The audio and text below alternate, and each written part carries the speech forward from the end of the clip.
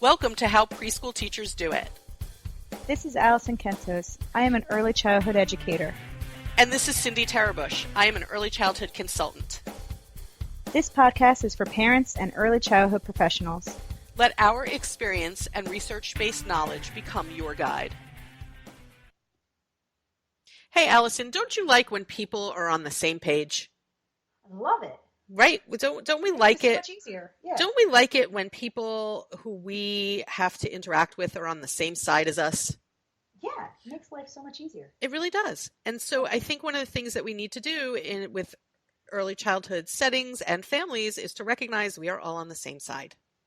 We are all on the same side. We're all on the children's side. We are. We want the children to be able to be the best version of themselves. All of us, right? Oh, yeah. Unfortunately, I think that we don't always see each other as being on the same side. Yeah, that's unfortunate. That's sad. Yeah. Yeah. Because we are. I think we all have the best interests of the children in mind.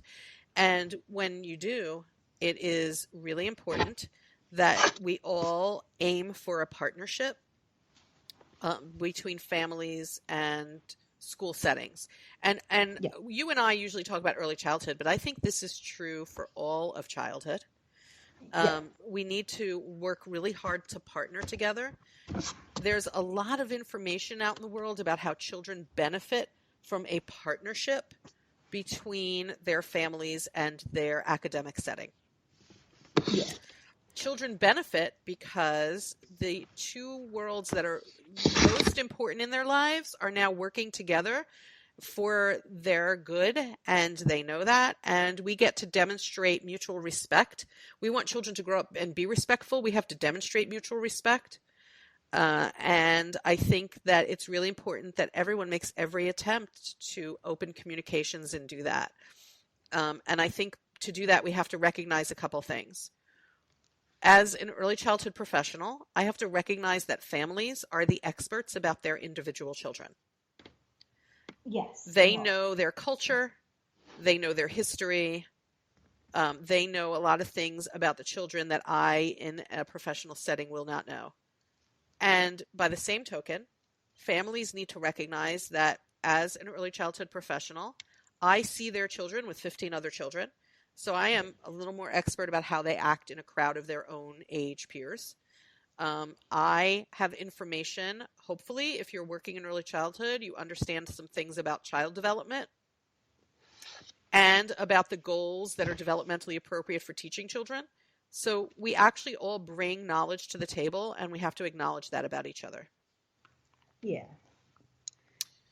So in order to do that in an early childhood setting, we have to make sure families feel very, very welcome.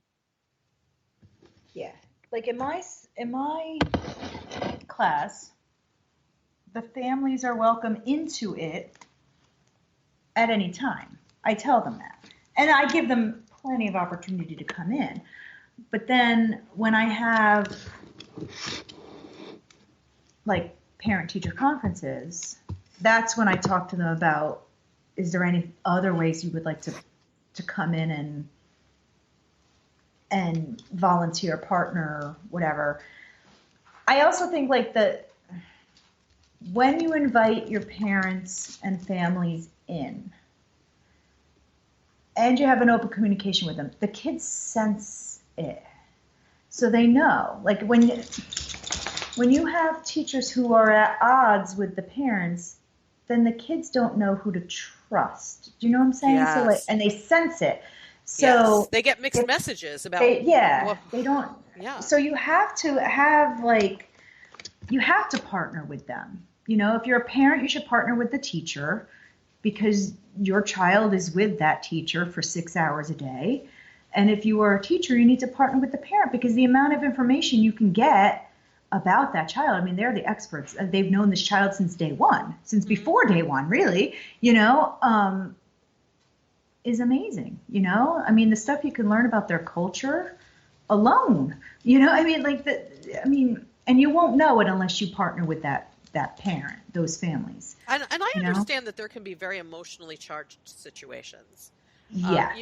If a parent perceives that their child is being picked on, or if there's, if they think their child is not being well protected Yeah. by a school.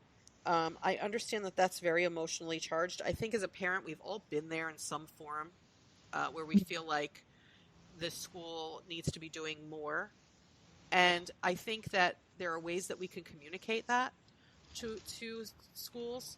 And at the same time, I think that people who work in educational settings of any age need to be open to hearing that. Yeah. I as a parent, if I go to the school and I say, listen, I don't think that my child is feeling protected here, I'm not trying to attack you personally. I'm saying, can we please look at this situation and see what we can do for this child? Yeah. How can we solve this problem? Right. Let's brainstorm some solutions together. Together Yeah. is so important to young children. When we teach children, when children see demonstrated that their families don't trust the school, neither will they. And if children see demonstrated that the school is not partnering with the family, they will emotionally begin to wonder what's wrong with their family. Right. And start picking that apart. And we don't want any of that. I don't want children rejecting their culture. I don't want children rejecting their family based on what they perceive as happening in a school. Nor do I want children thinking that school isn't a place where they can be themselves and be safe because the school isn't partnering with my family to make sure that happens. And I think it's really wrong to discourage that partnership in any way. Right. Both places, their family and the school, should be safe places for the child. And working harmoniously together. You can look online for all the information about how important it is for children to see the two systems, the family system and the school system, working harmoniously. Yeah. Now, that being said, there are times where it just doesn't happen. Have you had that experience? Yeah. Yeah. Where, for whatever reason, and often it has to do with adult stuff, for whatever reason, the two places, they can't work together well. Yeah. Yeah. Or sometimes it's like a teacher, like in my school, it's usually like one teacher doesn't work with one family for whatever the reason may be. And so they'll switch the child to another teacher. Do they? Do they switch the child? They do. Like I had a boy come into my class from another class this year. Because, he wasn't working, well, the family wasn't, I don't know what exactly happened, but the teacher wasn't working with the parents, and the parents got this feeling like, oh, well, maybe he's just not ready to have moved up, which really wasn't the case. I think the boy maybe was ready to move up, but the teacher wasn't necessarily willing to work with them, maybe. I'm not really sure. But either way, the boy moved back to my room, and he's happy as can be. Yeah, because don't you think that then becomes an administrative problem? There are times when people's personalities will clash, and that's totally part of the human experience, right? People's personalities clash. But I think the important thing is that we make every attempt on both sides, the family and the educational setting or the preschool or whoever it is. We make every attempt to work together as partners because it does absolutely benefit the children. Right. And unfortunately, it sometimes isn't going to work. But the majority of time, I really do believe it can if we all recognize each other's expertise and we all reach to each other and we treat each other with some respect. Yeah. I think it can work. Like in my class, at least from the very beginning, I'm like, listen, this is open communication from the very beginning. Like any issue you have, I want you to tell me. Even if it's hard for me to hear, I'd rather hear it. You know what I mean? And I think setting it up that way makes it a little easier for these parents to be like, okay, we can kind of maybe trust her, or maybe we could talk to her about whatever it is. And then maybe they realize I'm willing to partner with them more because I'm like, I'd rather you tell me if something's going on. Or but if I'm going to tell you, I want you to take some action. Right. Like, I don't want you to because- just sit there and nod at me and go, oh, I hear and you, nod at me. Oh, and okay, do I hear you. nothing. Yeah. Right? Yeah. So I think that's part of a frustration as a parent, is that you go to the school and you feel like, or the teacher, and you feel like they're doing nothing. They're doing And, nothing. but I think it's the same frustration the other way around. Very often, teachers will tell me, well, I went to the family and they're not helping. They're doing nothing. And I think sometimes we have to, as a teacher or a professional, I have to kind of go, well, maybe the family isn't ready to address that or to hear that yet.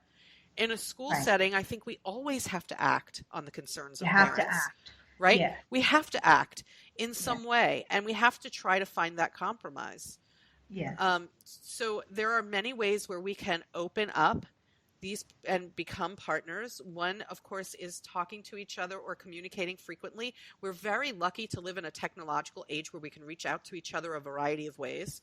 Yeah. So it's constant open communication, the willingness to open my doors and, in fact, invite people all the time.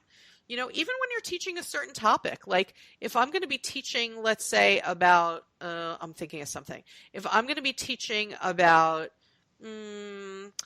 community helpers, you know, I might send a note home to families saying, hey, are you or anyone else in your family a community helper? We would love to have you come in and talk to the kids, or send something in, or send a video in. There's a variety of ways we can involve families. It doesn't always have to be in person.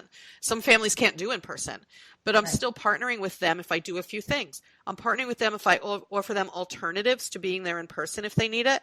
I'm partnering with them if I make sure that communication is sent home and conducted with them in their most comfortable language. Mm-hmm. I'm partnering with families if I involve them in setting goals for their children and it doesn't just come from me. Yes, that's important. I feel like when I have conferences with my parents, I'm like, what are your goals for your child? It's very important that we discuss those goals. And I also was like, do you have any concerns? Because their concerns at home might be different than what I have concerns about at school, or might not be something I have seen at school, but they've seen at home. So, and I think asking that question opens up more communication where they're like, oh, wow, she does care about what we think. You know what I mean? Like, yeah, I do care about what you think. Like, whatever your goals are, we can work on those at school too. And, you know, like, so, and you have to trust each other. You know, when a parent says to me, "Oh, he doesn't behave that way at home," I have to take that at face value and believe it, because the truth is that child isn't with 15 other kids at home. Right. You know, and I have to communicate to the families that I believe them, and say something like, "Well, I'm glad it isn't happening at home." Right. This is what is happening when he's with 15 other kids. So let's brainstorm and figure out what we can do to address this. You know, and vice versa. If a parent comes to me and says, I'm seeing this at home, it's very possible that I may not be seeing it at the school setting. At school, yeah. And so we have to trust each other in that way. I think it's really important not to attack families at pickup with bad news. You know, if something's happened, I would prefer to make a phone call during the day. And as a parent, I would prefer to receive that phone call during the day rather than have be pickup a time of attacking me for my child's behavior. Oh, yeah. I never do it at pickup. A lot of people still do. Or drop off, but a lot of people still do. Usually what I do is I send an email first. Yes. And I say. Or something, however it is you communicate. Usually I send an email first. And if it's something really serious, I'll be like, I'll send an email saying, when is a good time to talk, a good time to call, either in person or on the phone, you know, if it's something serious. If it's something I can discuss in email, I'll do it in email if the parent prefers email, you know.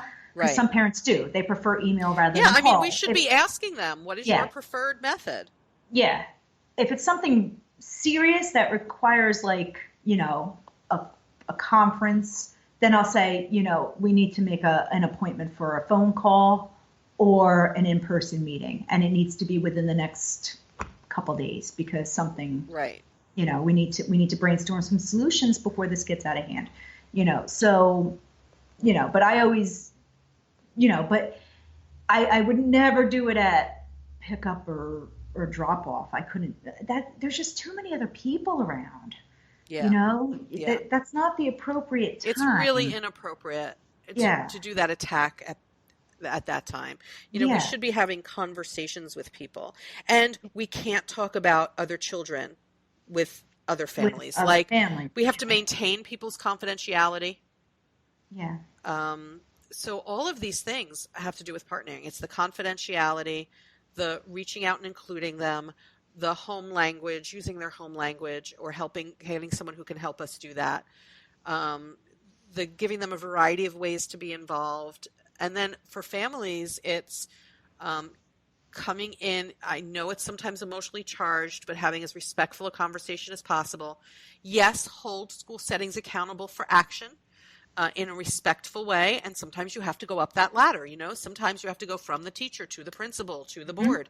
Like you have to do what you have to do to advocate for your child. Yeah. But it can be done in a systematic and respectful way.